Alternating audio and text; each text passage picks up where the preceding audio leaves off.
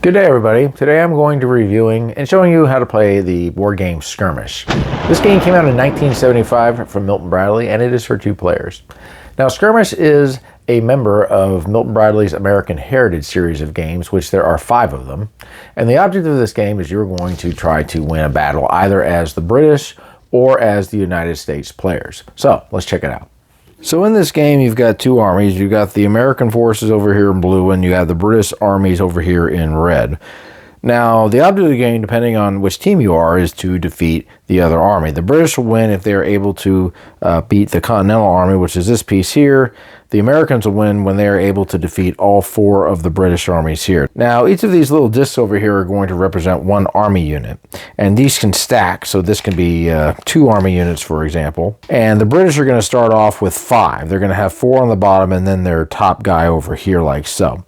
You also have warships. You've got 3 for the British and 1 for the Americans, and the main purpose of the warships are going to be to try to stop these reinforcement ships whenever they get activated. So mainly what's going to be going on is the British are going to be on offense and the Americans are going to be on defense.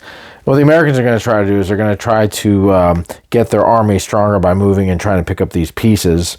And the British is basically going to be just trying to get rid of them as fast as they can. So right over here, you've got dice. These are going to be movement dice. The British are going to get 1. The Americans are going to get 2, and they range from 0 to 3. And this is the battle die. You're going to be using this whenever you are fighting battles. Now, the reinforcement ships over here are going to have 2 armies each on them. The British will be able to move their reinforcement ship when they have lost an army. The Americans will be able to do that when they have won a major battle. First thing we'll talk about is the movement in the game. So both players are going to go ahead and roll their dice for movement. The British will move theirs, cover it up, and the Americans will go ahead and do theirs. And I've rolled a 0 and a 2. Now, the British is going to go ahead and pick which army he is going to go ahead and move. So let's just say the British decides he's going to pick this army. Now, he's going to look at what he rolled, but he's not going to reveal it yet. So the Americans are going to go ahead and make their movement. So let's just say I decide I'm going to go move this piece 1, and then I'll move him again for 2, and I'll stack this player on here.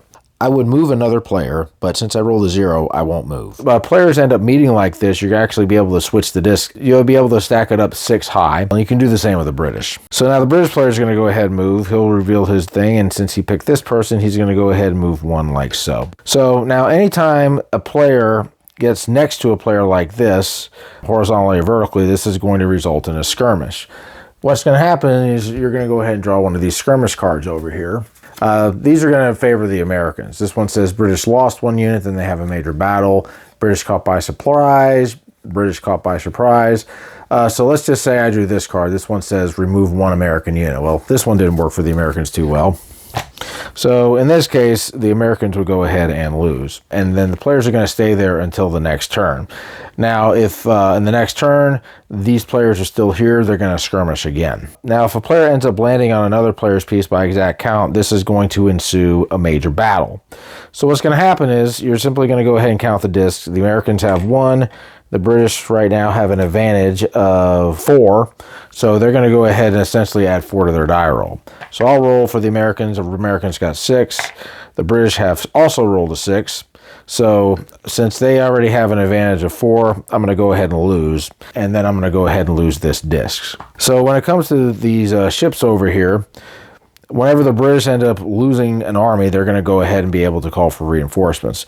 And those just simply say, I'm going to call for reinforcements, and they're going to go ahead and roll the battle die over here, and then they're going to go ahead and start moving. Now, once someone calls for reinforcements, that's going to trigger the American warship to try to stop them. So they're going to go ahead and roll, and I've rolled a 1 and a 2 and a 3, and I have to land on them by exact count.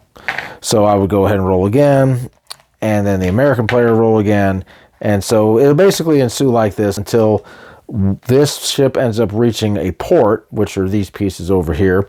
And once it does that, it can go ahead and unload the pieces onto the space that is next to it.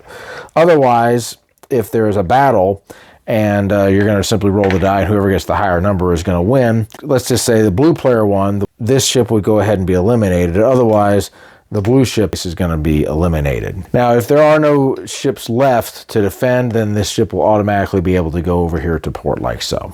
And these ships can move like so. There just can't be another ship in the way. And the game is going to be won if the British are able to defeat the Continental Army, which is going to be represented by this piece, or if the Americans are able to defeat all 4 of the British players. And that, folks, is Skirmish. Now, the goal of the people that made these games for the American Heritage series was to try to make these games as close as possible to the actual event that it represented. For this one, this is the Revolutionary War. This game has an interesting dynamic to it.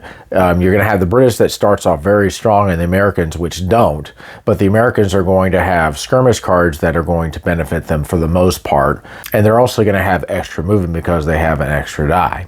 This is a pretty cool little game. It's a very simple game to learn. It's a very simple war game, and so this is a game that could be used as an introductory game to bigger war games that are out now. I like the way the board looks. It has that old historical look to it, and I find it cool that if you are playing as the British, you get to pick which person you're going to move, forcing your opponent to move first. So you may not have any movement rules at all, but your opponent's not going to know that until he actually moves. So you could actually try to position him in a place that would be less advantageous to him. So there's some strategic elements in this game for sure. The Americans are going to be trying to build up their armies as fast as they can, while the British armies are going to be trying to eliminate the Americans as fast as they can. So there's a good little mix of strategy in this game depending on who you're playing. So guys, that's my review of the game Skirmish. Y'all take care. Keep on gaming.